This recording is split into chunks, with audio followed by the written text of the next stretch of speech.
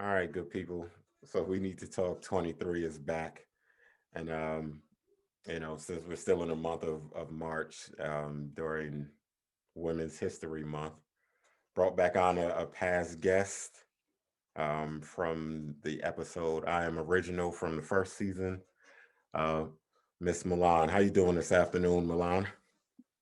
I'm good. Thanks for having me. It's always a pleasure talking and conversing with you, going back and forth about good topics, good conversation, and good connection. So excited to be here with you again. Yeah, I appreciate you taking the time out on this lovely Sunday. Um, Yeah. so what's been going on since the last time that we spoke on air? That is, what's been going on with you since then? That was what was that last year? Yeah. Earlier last year, yeah. So a lot has happened. I started a podcast. Actually on the strength of you, watching you blossom and me wanting, I had a couple of people that wanted to do a podcast with me, but they really weren't moving. So I decided to just do it myself and jumped in head first January 1st, literally. And I am now recording my last episode, which is episode 12 of my first season. That's exciting. And it's funny because I remember when I first started, I sounded terrible on the mic. Like I had no like flow or anything. But now listening to myself, it's like I can actually listen to myself forever. Like, you know what I'm saying? Repeatedly. And I think that's growth for me. So that's been that. Other than that, working out, trying to get in shape for the summer, But the podcast thing has definitely been a big influence in my life in the direction of it now. And so the name of your podcast is The Black Book. How did you come up with the title for your podcast? Um, Honestly, because well, I held in a lot before the podcast. A lot of topics, a lot of thoughts, a lot of things that I didn't per se really get along with. Um, it was kind of like a little diary, a well kept secret journal, if you will. So I felt like that was my little black book. It felt so. This is really crazy to be saying, but the image of me being a little girl with all these thoughts and things to talk about was the first notion in my head, and it just sprouted from there. But it started with like a simple book, like a black book, and then it went out to something else. When I got with a graphic designer, she put it on paper. But yeah, it just kind of blossomed on its own. But I always knew whatever I was feeling, I wanted to put it on paper, and that was like considered my little diary or a black book. And so throughout this first season, because going into it, I can speak for myself. I know going into it, once I started taking the podcasting seriously, because I Right. think we've had conversations before, and in the beginning, it was just something to do. But now that I started taking it serious, in the beginning, it was nerve wracking. It was like, all right, am I doing this right? How do I sound and all this type of stuff? So how was it? Were you overly nervous, or what was your feeling in the beginning of your podcast? Definitely nervous, extremely nervous actually. I was always second guessing myself because when you talk about a black book and unleashing everything, the truth in a sense, you're gonna make a lot of people uncomfortable. And I made my spouse uncomfortable. I made my parents uncomfortable. I made my siblings uncomfortable, and friends too. I Mhm. mean, I got a lot of questions. Hey, why did you feel this way? Or hey, I did this to certain. Like I got a lot of backlash actually from some of those episodes. But I'm like, that's my truth. That's my story. So how are you gonna tell me what it was when I was the one that lived through it? So So so on your end, what it was therapeutic for you, but did it bring up some conversation and I guess heal any old issues or wounds for you? I actually brought him out, brother. um, yeah, the a lot of episodes with my mom. Well, when I was talking about her, and a lot of those episodes, she was. I think she was hurt by a lot of the things I was saying. Mhm. Like, hey, I thought I taught you this, or I knew I taught you this. I'm like, no, mom. I kind of had to figure those things out, But he's like, no, I told you this, this, and that. We would go back and forth, but I think that was something that she wasn't really ready to resonate with or hear.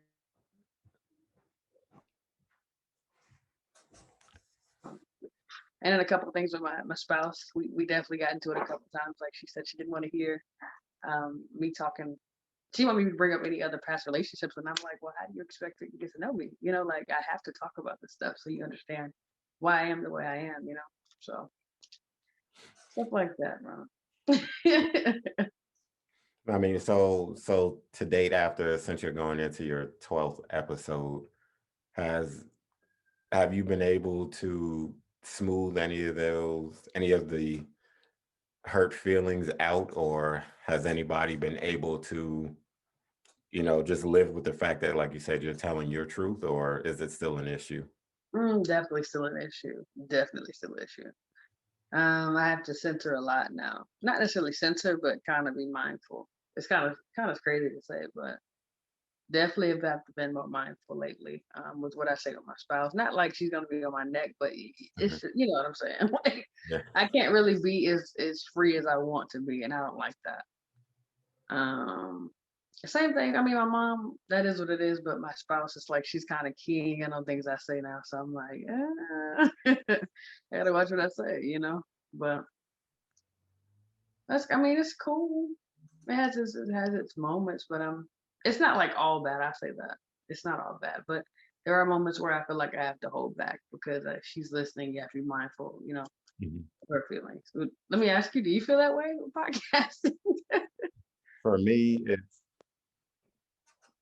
I don't know. I don't think I don't know. For me, I think it might be a little different because, like when we did, or well, when I did the like the couples episode, um, we talked about stuff in my past and things like that, and my wife was on with me, so if there was anything, because she listens and she'll tell me, oh, I don't think you should have said this, but you know, knock on wood, hopefully I don't ever run into it where she go, well, why the hell did you say that?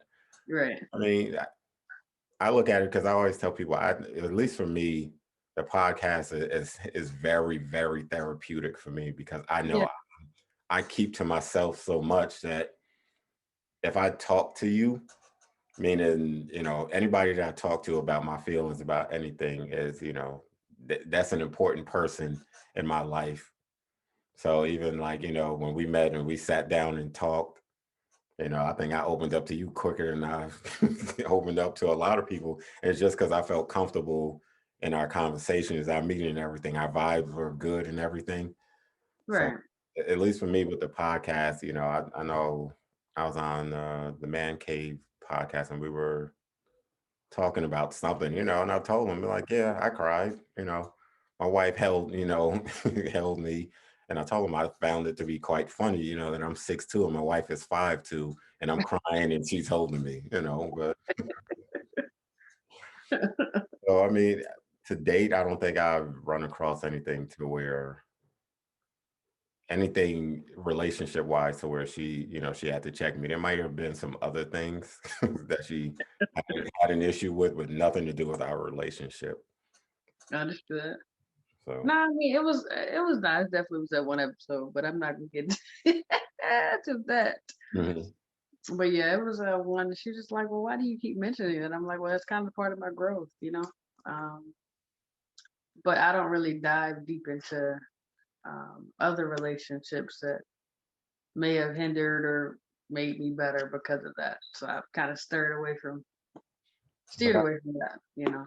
but I think for any spouse, male, female, whatever, in any relationship, I think when you, especially for the type of podcast that you do, I think it's great because you're telling your truth. You're telling what led you to be where you are today with your spouse. Right. Because if it weren't for, situation X, you may have never gotten to where you are today or become the person in your relationship that you are. Right. So I mean, I think, at times tell your spouse like, look, sit down, try recording the episode with her. It No, I was gonna do that. She said she's gonna do that, so I'm looking forward to that next season. Yeah, that would, that'll be fun, and I think that'll clear up a lot of things because when you're talking, when you're doing all of this, you'll just find yourself talking, and things will just start coming out, and you may not mean for it to come out, but the conversation may flow so freely that Right. everything will just start coming out, and it's not that you want to delve deep into your business because when I talk about my wife and our relationship, I was honest enough on the Man Cave podcast when I told him, look, out of the this year makes 10 years for us. Out of the 10 years that we've been married, I was fucking up for 5. Right. I'm honest enough, and I told my Right. wife that, I told her, I said, well, this is what I said, and she was like, okay, I mean, it's the truth, and like I said, this is therapy for me, and that's Right. what I use it as. And like I said, I'm not gonna jump on the podcast and talking about, hey, there's one time in the back of the movie theater, I'm not gonna do nothing like that, but I don't have a problem talking about it, but when she comes on with you, it'll be she'll see what it is and she'll get a better understanding and feeling of it. Okay. Appreciate the advice because I'm definitely gonna do it. I know we've been talking about it, but no, she said she wanted to do it, and I think that's probably what needs to happen. Hey, if you need us to jump on with you, you let us know. It's fun because the couples episode you get to hear other people's perspective on, you know, it might be an issue to us, but it's not an Right. issue with the other couple. And to hear somebody else's side of it, can usually, put someone's mind at ease saying, okay, I thought it was just us. And, you like I said, you're hearing someone else's story. So it really does help. Do you think like having more than like three couples on an episode is overkill? Like, can you actually focus on everybody?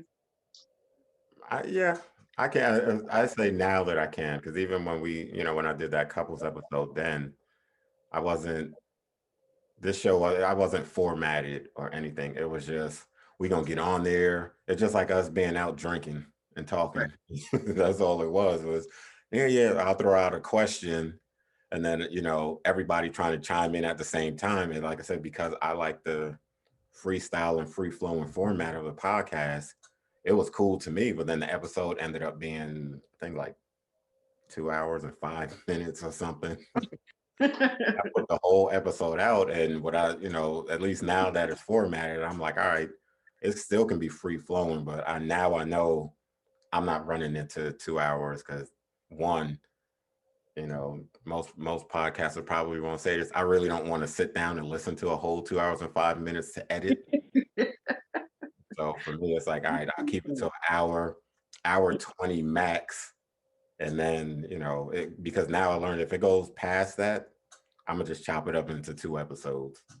But three couples, especially if it's three willing couples that are willing to talk about whatever the topic may be for that day. If Right. not a shy couple in there, just like, oh, I don't want to talk about that, or I don't want to hear about, his or her past or whatever the case is. I'm shit very open, with my wife. So there's not a Right. it's not a whole lot that I'm gonna say to her to where she's gonna be shocked and we're gonna spend the rest of the night fighting once we stop recording. So yeah, I think three couples is good as depending on the topic. So That's what I'm thinking too. yeah, and it's good. Like I said, when you get the right people to be on the podcast, it's great because there's nothing worse than having an episode where you talking to somebody and it's just dry as shit and nobody wants to talk, nobody wants to be honest. Oh no, no, my relationship is great. We never fight, we never argue. Bullshit. Right. Just be honest and answer the question because although going to see sitting on the couch and talking couples counseling whatever the case may be is still needed and great, just sometimes a format like this or a format like yours is great because people, the couples get to talk about whatever might be bothering them. Like I said, get another perspective, and that can open the doorway to talk about a whole lot of other things that, one person in a relationship may be scared to touch on because, like, oh, I'm worried about how my spouse is gonna feel. Oh shit, you won't know how they feel till you bring the shit up. Right. No. Facts. So I'm trying to get like you, man, and get to that hour. I just be like, but I'm like maybe with the guest speakers it'll be a whole lot easier. It won't be, you know what I'm saying? But a whole hour, just like it, 40 minutes is like my max. But I'm that hour. see but the hour flies by for you. It's just, you're doing all of the talking. Right. Right. And like I said, at least your conversations, you fill up the 40 minutes. It's not like it's you talking and then it's a lot of and dead air. It's you fill up the 40 minutes, like I said. But when you have a guest on, you can throw one question out there and just let it go. Because like That's what I'm saying. It bangs off. Yep. some people look at me and go, sometimes you don't say a whole lot. I go, if the guest wants to talk and they're answering the question, I'm not going to jump in and cut them off. Now, if we hitting that hour mark or so, that's when I'm gonna jump in and go, all right, look, before we wrap up. But nah, but when you have a guest or multiple guests on, it's so much easier. You'll find yourself, you know, not talking as much. Like I come into all my interviews, I rarely write down questions, but every once in a while I do have two or three set to the side, like, all right, just in case something Right. happens, I have these questions ready. But 9 times out of 10, the guest will ask you a question, or the guest will just be long-winded, and shit, on the podcast, a long-winded guest isn't a bad thing. So Nah. You right about that one. You are right about that one. yeah, so with you getting ready to go into season two, what what's what is your what are your expectations for your second season? Expectations for the second season to have more visual podcasting, Okay. to have more guests. My friend was talking about like making little short snippets of, the podcast this time around. Actually having an intro. I got that recommendation. Yeah. My friend was like, "Yeah, you should have an intro." I was like, um, but intro is actually very expensive. But I'm okay with that because in the long run it'll benefit. But I was like, intro probably like a different background, maybe a studio, maybe rent out a studio, for season two. I don't know yet. Well, I do know. I'm lying. I do know I want to rent out a studio. I just don't know where yet. Mhm. Um, Somebody asked if they could be on the podcast with me. That's like I thought semi, but Yeah. I'm like, I don't know. What do you recommend?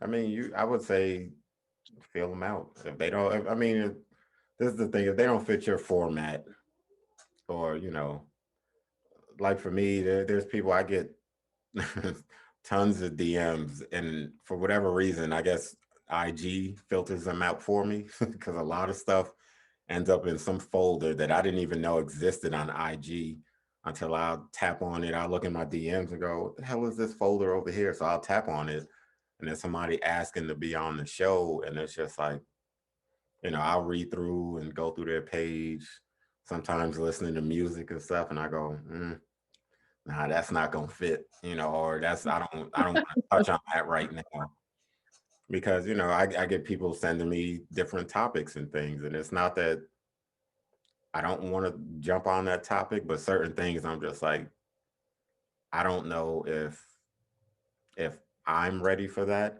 and the person coming on, what's their motive behind pushing certain topics. I'll give you an example. I had somebody you know, ask me, say, hey, well, why don't you, have a topic where you're talking about transgenders and stuff? And I told him, I said, the only reason I don't want to do that is because, and it's not that I want to have that conversation, but I'm like, I want to vet the people that I that I bring on to talk about it. Right. Because, like I said, for me, it's free flowing. If you're gonna come on and you want to talk about it, I just don't want it to be anybody bashing the left side, somebody bashing the right. I don't want none of that. I want it to be an educational thing for me because I'll say this, rest in peace to all of the people that died in Atlanta this past week. I was watching uh, I want to say like a documentary on the shooting and stuff, and and I said I want to have a Asian American or anybody that wants to come on and talk about it, but because I want to learn. Like they were talking about the different countries that fall, I guess, under the Asian umbrella. I didn't know that there were 48 countries and things like that. So I'm willing to learn, but it has to be somebody that's coming to the table to have a genuine conversation and talk. So I would Right. say Right. with that long-winded ass answer I just gave you, if they don't fit your format or if you're not feeling it for this moment, I would say just push it off and wait till next month. Like I have people that want to get on now, and I keep telling them, well, this month, I'm just interviewing all women because it's Women's History Month. So I want to Right. just just focus on the women, and then next month, I'll come back and see what we can do then. Some people don't want to wait. That's up to them. I'm not turning down guests necessarily, but if that's not Right. within my time frame and my format, I'm doing like this week. I'm recording 4 episodes this week. Okay. Yeah, so I don't have time to throw in another one and give it the proper time and attention that it needs. So I How would. is the editing? I have to know. 4 episodes in 1 week. How is the editing process? It's honestly it's not that bad because I'll be very honest. I don't do a whole lot of editing unless it's something major. Like if somebody says something way left field that would either land me in some shit or land them in some shit, then it's like, okay, I can cut that out. Or or if there's like a bad glitch where the screen freezes up or it drops out or something like that. That's the most editing I do besides adding the intro and the outro. But the editing is honestly not that bad. I think the hardest part about editing is listening to the entire episode. Because Yes, I was waiting on it. that's the Yeah. hardest part is listening to the entire episode. And then when I'm doing the trailers, because then I'm listening to the entire episode. Like I need to find the perfect sound bite to chop up Mhm. and make the trailer. So that to me, that's the hardest part is listening to the whole episode over.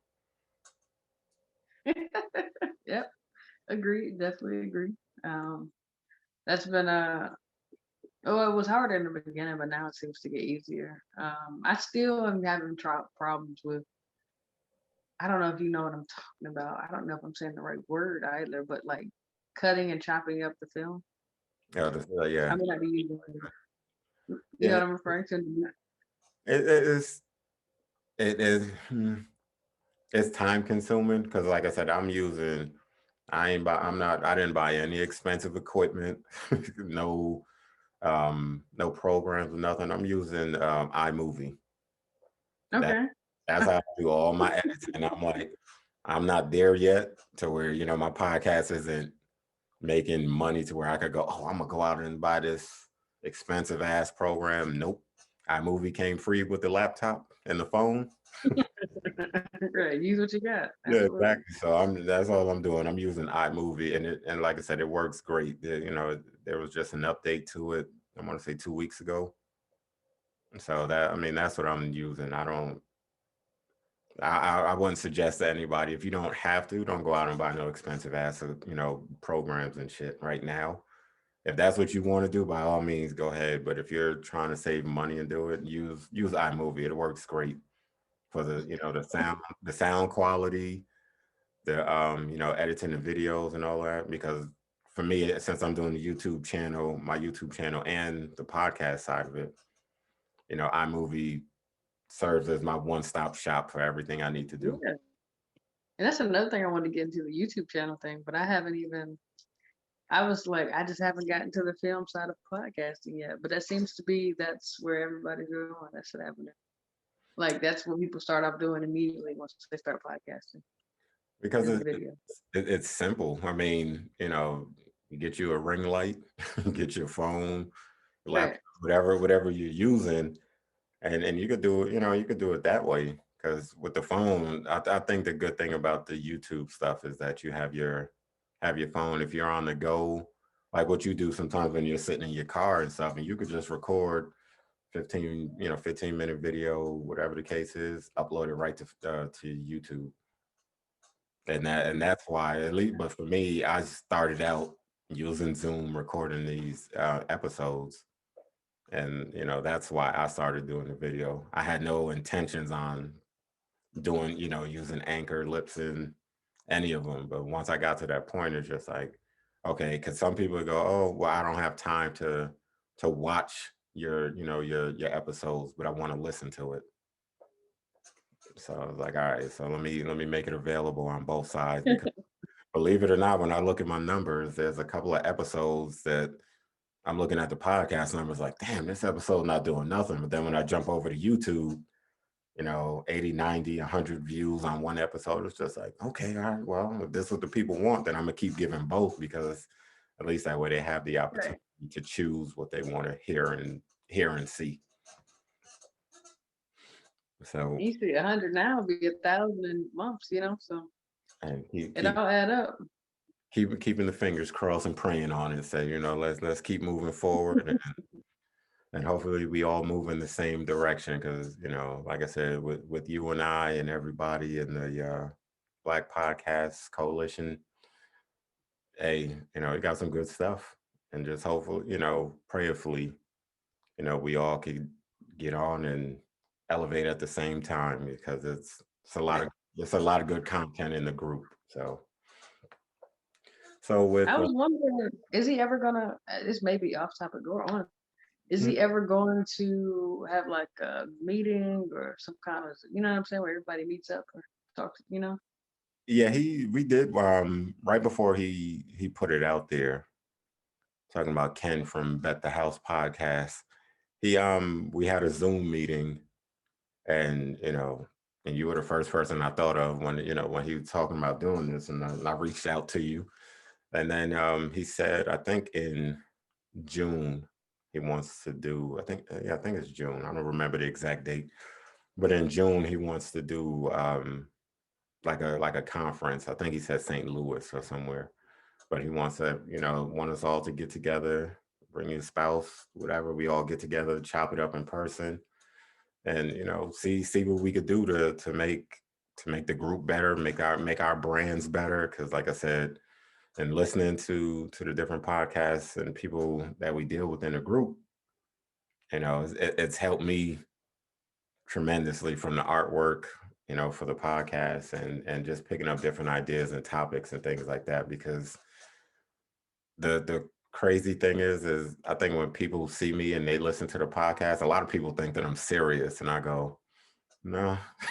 I said, you know me from this. I said, if you see me outside of this, it's two different things. And it's not that I'm being fake, but it's just, the topics, there's enough goofy podcasts out there. I don't want to fall into that category of goofy. I want Right. to I want to bring both sides, of seriousness and having fun while we talking about serious topics and shit. So That's definitely dope. I'm like I said, I'm excited. I do appreciate you bringing me on. Uh, this is like the second thing I've been a part of. The first one was something I think I showed you when we had to pay for. And I didn't really follow through with that. So I hope it just didn't seem all the way there when I actually started talking to the guy. He didn't seem as supportive as this group does. So I was like, I'm okay. So, yeah, and that's the thing. And I was just like, because when they reached out, or when we were talking, it was just like, okay, cool. Let me see what they're talking about. And then, like I said, once we all got together and everything, worked itself out, it was just like, okay, I like this group.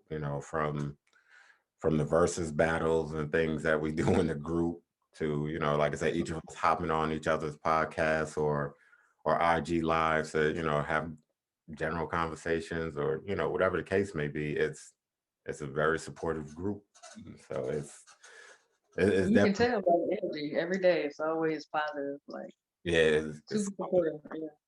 or good morning, text, all that type of stuff. So Yeah. it's just like, oh, okay, they serious, and Right, right. I appreciate it. Like I said, some of us, you know, we may not get that text or that phone call every morning. So if nothing else, we know that the group looking out for us. So That's what I'm saying. Exactly. That goes a long way. You're surprised. yeah. So and see, and this is the part of the free flowing conversation. Like I said, we're recording the episode and we just having good conversation. And that's what I like. But all right, so I do have one question, and we were talking about this a little bit before we came on. So with all of the everything that's been going on all week, and I know I might be late to the party talking about this, but shit, it's a great topic, at least for me. So with the whole Kirk Franklin situation, and the little bit that we us on the outside know, what was your take on him, calling his son a bitch ass N word and everything. Do you think that he went too far with it, or what are your feelings on that? At first, I was like real like biased. One because I don't. We only know what we see, right? So it's like for me, I was like, for his son to want to do that at 33 years old, what is he going through mentally? Like, what's going on in his head? Like, you know what I'm saying? Like, what does he face that nobody's really talking about? So I'm like, I always think I'm like devil's advocate. And then again, maybe Kirk Franklin, let- let's just say, I look at it like this. Maybe in his past life, he wasn't the best of the best, right? Mhm. And then when he got with his wife, he decided to settle down, do everything the right way, got different kids with the new wife, everything's good. Um, but you still have this other child that you really didn't care for, right? So Mhm. I'm like, maybe that was one of those situations because I'm like, you're 30. Who cares? For me personally, I wouldn't care Mhm. that enough to. I mean, because I've grown up around cursing. We talked about this earlier. I'm used to being honestly, I'm used to being cursed out. Like, so that wouldn't have been nothing I needed to record. You know what I'm saying? It is what it is. But maybe for him, he just felt like he had had enough. We don't know. So I guess that's my take on it. I was starting to think more about what was the son going through, for him to be that old still doing stuff like that. Was and it petty or was it, what was it? What angle was he going with it? and the and the like I said, don't please don't kill me in the comment section, but I I, I will say this: that was some bitch ass shit to do.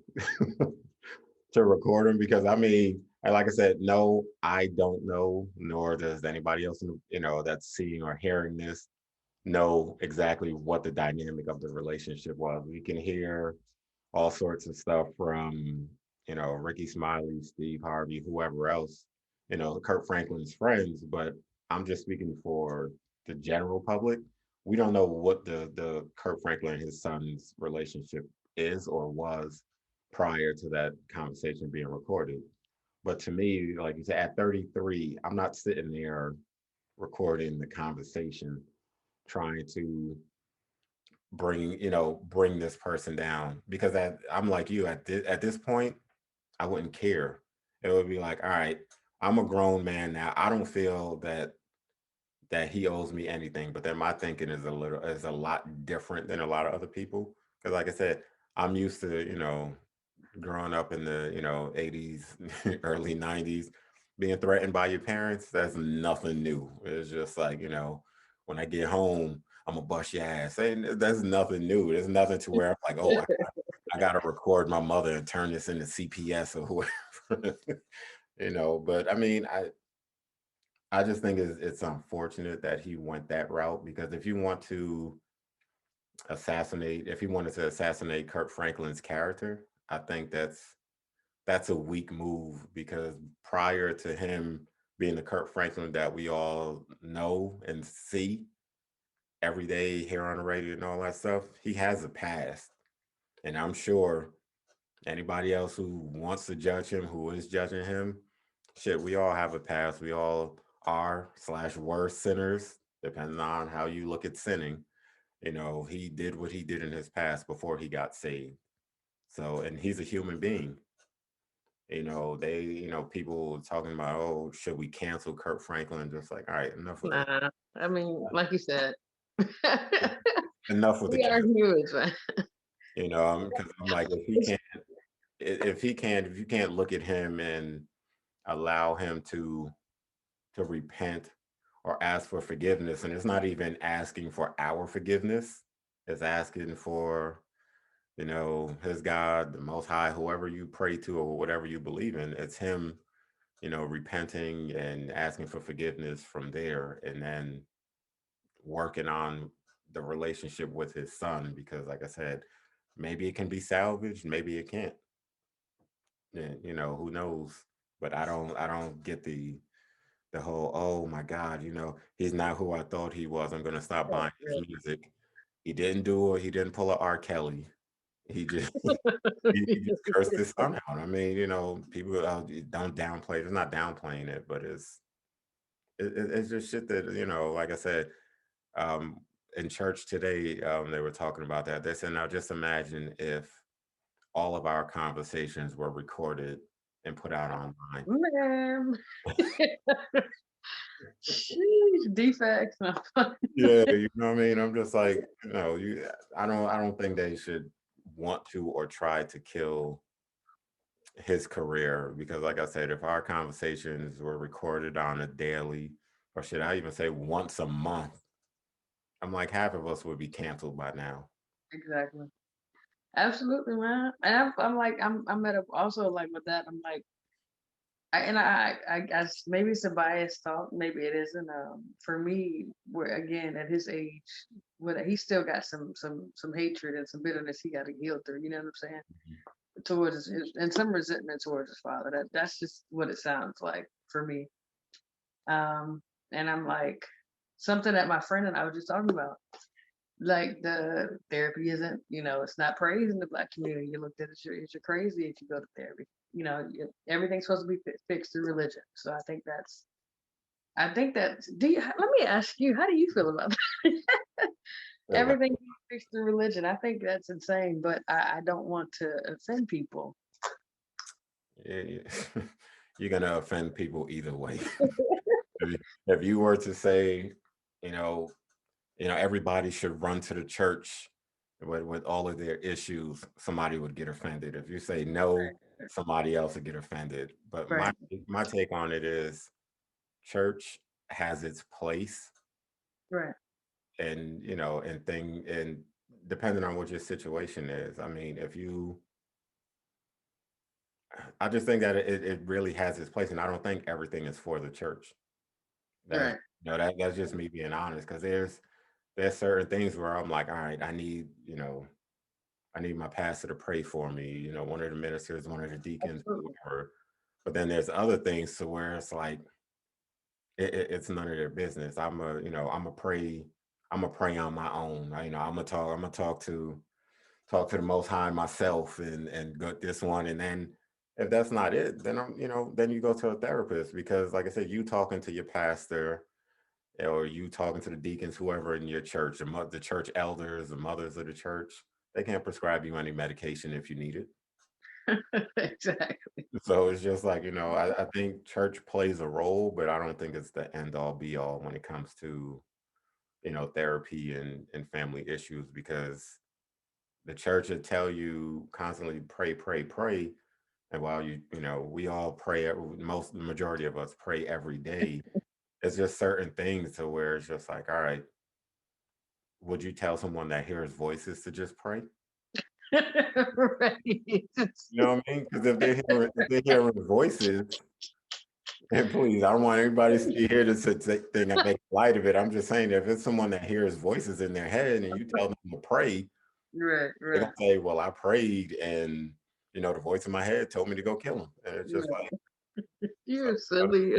I mean, it's the truth. Oh, everything church plays a role, but I don't think it's a one stop shop Yeah. for all therapy. This just made me think of something though. Do you think the whole COVID pandemic has suppressed religion? I think it's challenged a lot of people's belief, Mhm. and only because with so many people dying of COVID, and depending on what you believe in as far as your religion, it's you have some people that say, oh well, if God was really who he says he is, why would he allow so many people to die? Why would he allow it to hit my family and things like that? So I think it just depends on the person's belief, and it's not to say that they're wrong for thinking how they want to think, because I'm no theology major, no Right. theology scholar, but whatever the person believes in, because at one point, in the first, I don't know, I want to say a couple months of being home, it's just like, oh my God, when is this gonna end? But then Right. knowing, like I said, when we take a step back and we look at it, it was just like, this was a needed break for Hmm. Absolutely. the entire country. It sucks that so many people did have to die or did die. Right. It was a needed break. It strengthened some relationships. It ended some relationships that probably Right. needed to end. Right. Right. It opened our eyes to thinking of other streams, other forms and streams of income. Yeah. It opened my eyes to podcasting. Right. Right. 'Cause like I said, prior to the shutdown, I was about to do my first play outside of the church, Mhm. and it's just like, shit, what do I do now? I got all these creative juices flowing through my head. I got the play sitting here. I can't do the play anywhere. And and the podcast came along. So I think that I think religion and the pandemic, or church in the pandemic, it just depends on what your faith is and how you use the time, you know, with your God or God period. Because there's one God. I don't care what religion you believe in, there's one God. But Absolutely. whatever your faith is and everything, I think that all played a part in how people see and saw religion during and after, as we're starting to come out of the Right. pandemic. I'm just curious because I noticed, churches were closed down. We obviously couldn't do the normal get dressed for church. Mhm. I'm sure the tithing. I just wondered how the entire process worked. Did you stop tithing? Because most people who were church goers were older. You know, majority. So it's like they weren't trying to look online and watch church and hear the word. So I, I think I'm just curious. I think for a lot of the elders and the churches and everything, I think it forced the pandemic forced them to just step into the 21st century. Because Right. I mean, because you had a lot of people, you go to church now, you still got people, and there's not no shame in them, but you can still got people that are bring their Bible in, and it's probably the Bible that they had since they were going to church with their grandmothers. And when everything is on your phone, and I get it, I still, when it comes to me writing, I still like to write on a piece of paper. Yep. But, Same. you know what I mean? But when it comes to church, if I got my Bible on my phone, I'm gonna pull my phone up, I'm gonna do that. And then with Zoom, it forced a lot of churches to go, all right, we got to find another way. Whether it was, and people don't kill me, this is just me being me. But with people, some people like, all right, some churches like, all right, how we gonna keep this money coming in? And, Right. and then some churches actually worrying about their people, just like, you know what? I haven't seen brother so and so or sister so and so long. Let's put this church online. Yeah. Yeah. That was the thing. That was definitely. I know my church went heavy online, super heavy online. Like, they already had an online service, but it was like crazy how much was offered during the Yeah. COVID pandemic. So And I think this, like I said, it taught churches a lot, especially the older churches that just refused to. And I'm not saying you need what's the name, Creflo Dollar or a TD Jakes type church where you got a full camera crew in your church and everything. But Right. with Zoom, you set a cell phone up or a laptop, something, and record the service. And for the people that may be sick, or if we have a snowstorm or something, you can still have service. And that's one of the things where I said, the pandemic, although we lost a lot of people, it helped. I think it helped a lot of churches and a lot of people, period. Yeah. And no, true thing. Sure enough, it definitely brought a lot of families closer. One of the reasons why I learned to communicate a lot better through the pandemic because I was forced to sit there and talk. But I definitely am grateful for the time because it got me out of a business that I was tired of being in. The hustle and bustle of it, wearing my body out. I finally just jumped and got to something that was a little more lax, but it really wasn't what I wanted to do. And I was like, this isn't going to be forever, but it's cool for a temporary thing. Mhm. So then that turned out to be talking to you about the podcast later on. So it's just like, it seems like the year of risk for me. Like I haven't been afraid.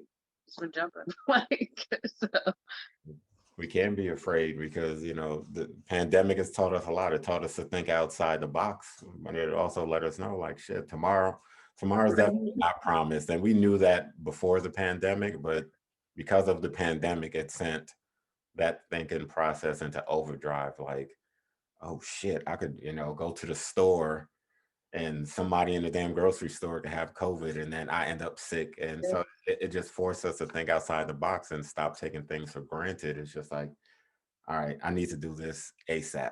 Let me get this podcast going. Yeah. Because, I as far as spending money, like I said, I'm not cheap, but I damn sure don't want to spend unnecessary money. But like I said, having to, get a laptop because at first I'm just doing the podcast. I'm using a regular lamp as my lighting, putting the light. I remember. You know what I mean? I'm putting the light right next to the laptop. Like shit, if this shit don't illuminate the way I need it to, it is what it is. You Ah, know? And then once I started seeing people, following the podcast and stuff more, it's just like, all right, talk to the wife, and she, like I said, she surprised me with the ring light and different things. It's just like, all right, she was like, if you're gonna do this, you're gonna do this shit for real. And it's just like, that's right. let's go. All right, so I guess I got to spend money. So but the pandemic, it helped. It just, for those that lost loved ones and all that, I know they may not see it that way, and I understand why, but it definitely helped. And shit, because of the pandemic, ended up meeting you. Right. No, true. That's true. That's crazy. Yeah. So it wasn't all bad. Thankfully, so nobody in the family, in my family, ended Yeah. up dying from it or anything like that. Had a couple people that had scares, but nobody passed from Same it. here. So Same. so it was. I ain't getting the shot though. Just FYI. But if you get it, more power to you, brother. I I don't talk about my job on here, but I got the I got the shot because I was just like, all right, look, I got my wife and kids at home. So Understood. so it was just like, shit, I got to be out the house X amount of days and Right. got to be here. It's just like, you know what, if the shot kills me, I pray it doesn't. But what I mean, if the shot take me out, hopefully it masks whatever and it just takes me out and it doesn't impact my family from a medical standpoint. But I was just like, because at one point I told the wife, I was like, I'm not getting that shit. I'm like, I got in the flu shot one time in my entire life. Oh wow, lucky you. Lucky you. That's only because I worked in a homeless shelter and it was mandatory. It was no, if you don't get this shot, there's the door. Just like, oh, so I guess I got to get the shot. And so, but, yeah, so flu shot one time, and this time around I go back for my second shot in a couple of weeks, Okay. and Yeah, some say the second dose is what, kicks your butt, but If you look pretty okay to me, so I mean, I'm a little hesitant. They jabbed me with the needle, and I'm looking. I'm like, oh shit. I'm thinking the worst, like my arm gonna fall off. the koala get it too. Wife can Yeah, get it. she got it.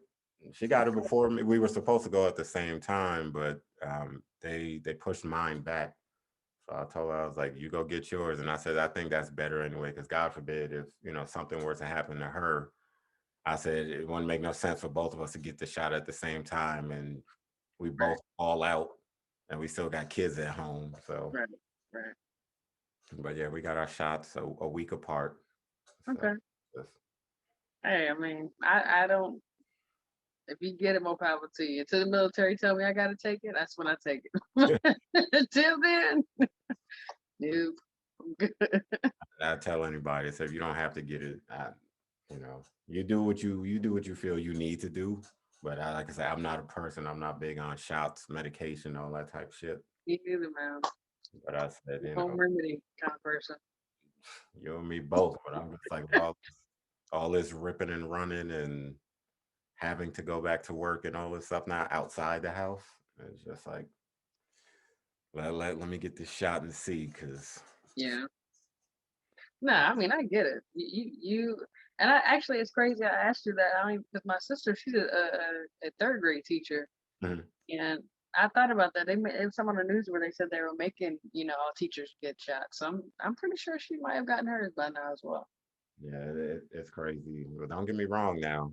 If they come out with a second dose because it spikes again or something, I'm not getting that shit. I'm, I get it. I'm not getting it. I'm like once is enough.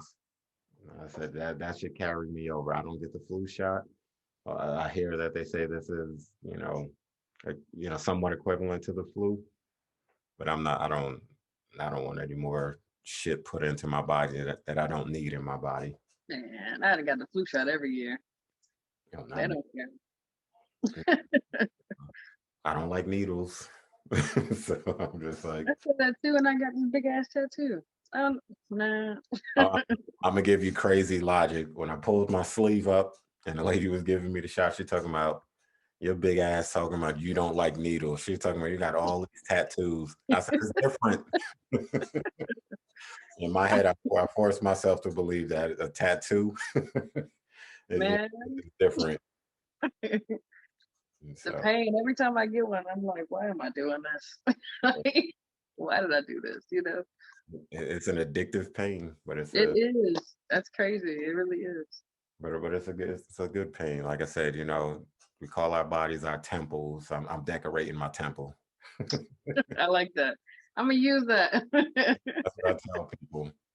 Like, oh well, you're not supposed to do this, this, and this. I said, you can tell me that. I said, but God gave me this vessel, God, this temple. And you like to hang pictures in your church, you like to hang pictures on your wall in your house.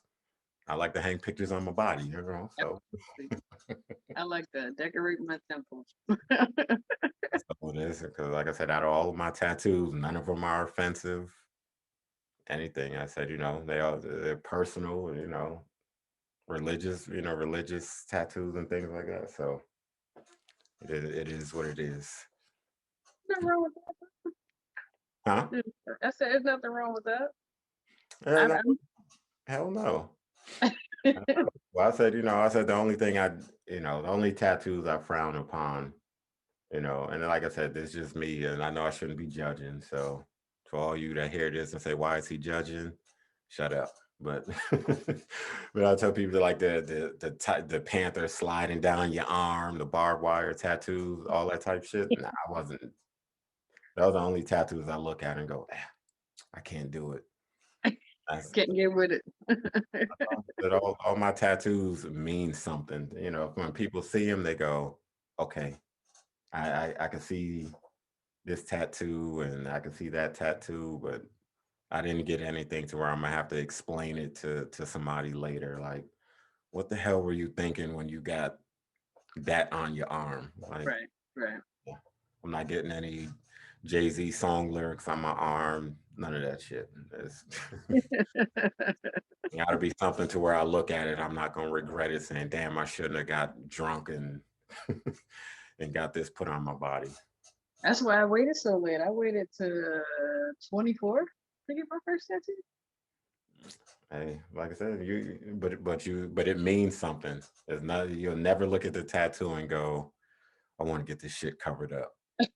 Exactly. That was the purpose. I said I'm not doing that. Oh hell no! You put thought into your tattoo, and that's what it should be. So,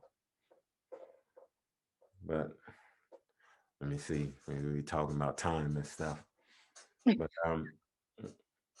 but what else? So what else is? So when are you gonna start your second season? Are you taking some time off, or are you gonna go? I don't know, brother. You was kind of throwing shade earlier, talking about I ain't, I ain't there yet to take off a month. I'm like, damn, I was about to take off a month. Oh no, I'm just talking for me. 'Cause, it seemed like like everyone has ADD and stuff. Like you take a take a month off. They forget you. Yeah, you know what I mean. You're gonna have your core followers, but then the new people talking about, oh shit, man, took off a month. They're gonna find something else and they're gonna jump right on it. And Yeah. so I'm like, I don't want to be out of sight, out of mind. So I give myself maybe a week and a half just to kind of get everything flowing with my, because again, I'm on military orders right now. So once I figure out my schedule, where they're sending me, then I'll be able to kind of navigate, everything. what's next. So I say a week and a half after this episode coming up, maybe a week and a half just to get settled again. Yeah, give you time. I mean, don't get me wrong, give yourself prep time, but that's why doing the 4 episodes this week, I can take off and start the next season, but because I have the 4 episodes sitting, just do the editing, and I'm not gonna try to edit all 4 shows in one day, but I can edit at least two. So I have the next 2 weeks covered, then the following 2 weeks, and it's just like, all right, cool. So that's sort of like a break because I see why some people record in bulk. I don't like to because I don't want to sit in front of this camera for 8 hours, Oh especially. yeah, I mean, if I'm getting paid, that's something different. If I got sponsors and shit like that, that's something else. But right. sitting in And front even then, though, you get tired of talking shit. 8 hours of just talking? talking, yeah, no, That's not human. I I did 2 interviews in one day, and I was just like, I don't want to do no more. Because for me, I don't want to feel like I'm recycling questions, and Yeah, exactly. it's going to happen. It's just conversation. But I'm like, I don't want to feel like I'm recycling questions because then you sitting there, you listening to it, talking about shit. I asked them both the same exact question, and you put in, like I said, we are our hardest critic. Absolutely. I know I am. For real.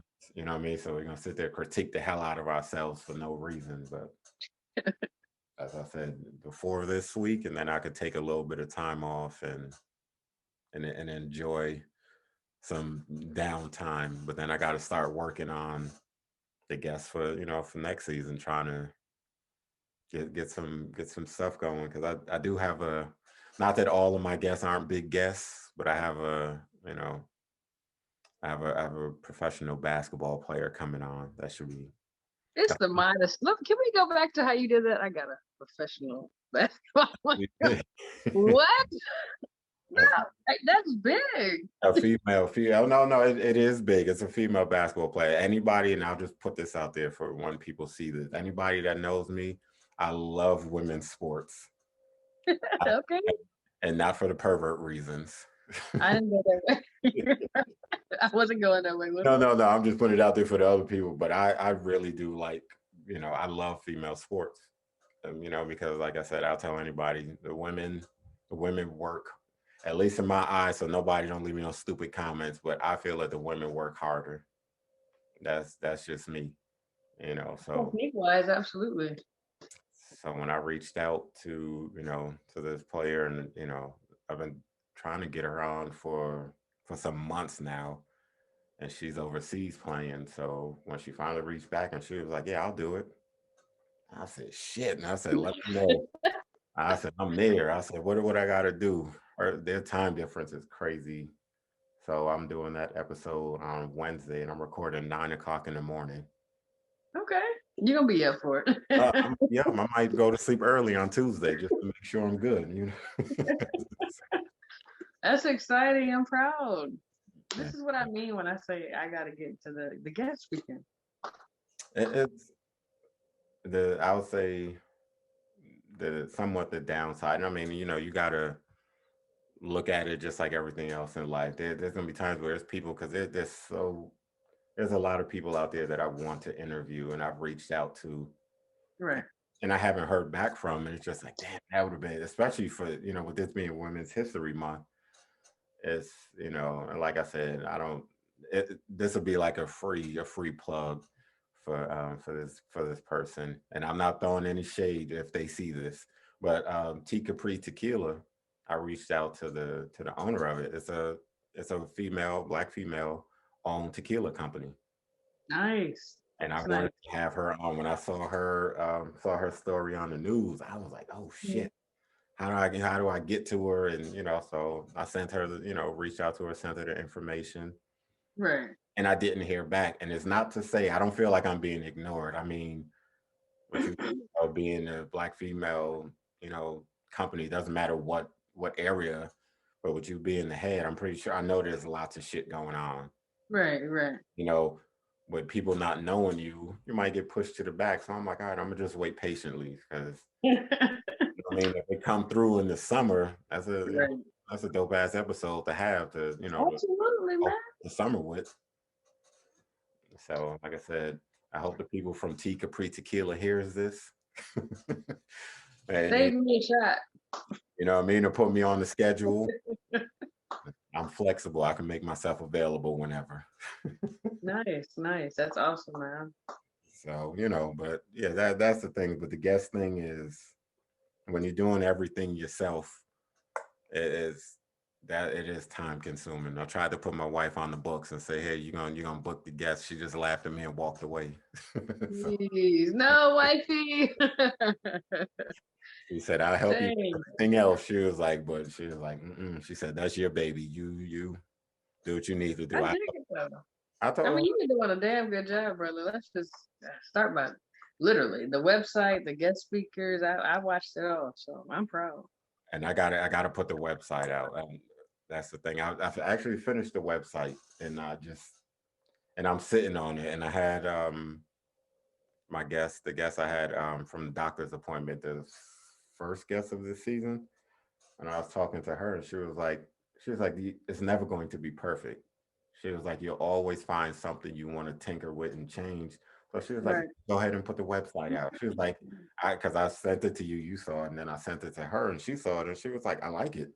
She was like, what are you waiting for? And I was just like, I don't know. I said, I'm waiting instead of accepting that 95 on the test, I'm trying to get that A plus plus, and I'm, you know, so that's where I am right now with it. So we'll see. I'll definitely work on getting it out this week.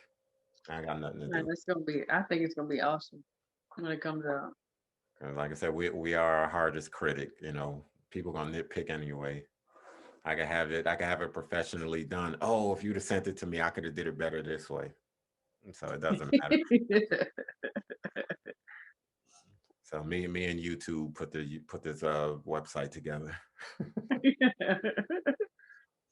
So, but no, but you know what? I appreciate you coming on and you know giving me some of your time on a Sunday in the No, no problem. middle of the or the end of the afternoon. And like I said, this was just us catching up. This didn't feel like an interview. This was just us talking, which I like. I don't I don't want it to feel like work, and I don't want it to feel all dry and stale with me just reading questions off of them cue card or some shit. So, Right, right. but no, but so let the people know where they can, you know, find you, find your, you know, your podcast and stuff. Well, again, it's the Black Book Podcast. You can find me on Instagram, Anchor, Spotify, or Libsyn for that matter. You can also find me on Apple Podcast. It's available, but some of the episodes are kind of choppy. Not understanding that. Mm. Still working through the prefixes of that, but yeah, those are the social media sites and links that you can find me on now. There it is. And to, just to give, there's too many podcasts to call out one by one. So the one thing I will say, I mentioned a couple of them in here. But shout out to everybody in our Black podcast conglomerate. You know, Yeah. you know, uh, thanks to the group. Like I said, it's too many of you all to call out every podcast by name. So I would just say, just look out for the Black podcast conglomerate. We're working on some stuff, and we got something coming. And I think we have enough podcasters and material to cover every damn thing from A to Z and probably a little bit beyond. So just look out for us, and you'll see and hear more about this once we get things a little further along. So, this is We Need to Talk 23. I appreciate you all in advance and see you again soon.